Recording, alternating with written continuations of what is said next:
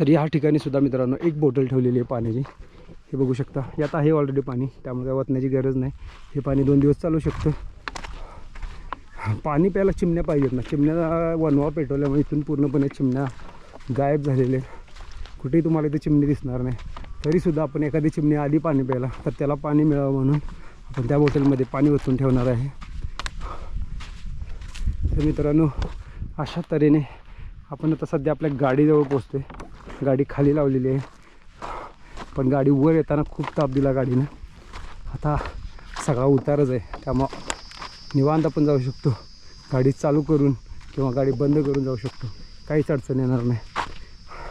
तर इथून पुढंसुद्धा आपण हा फर्स्ट ब्लॉग मला असं वाटते काही दिवसानंतर म्हणजे एक प्रोफेशनल लेवलला शूट केलेला आहे. तर तुम्हाला हा व्हिडिओ कसा वाटतो आहे काय तुम्ही कमेंट करून नक्की कळवा. कारण प्रोफेशनल लेवलला का बोललो मी, कारण मधला जो एक काळ होता त्या काळात मी व्हिडिओ बनवायचं पूर्णपणे बंद केलं होतं.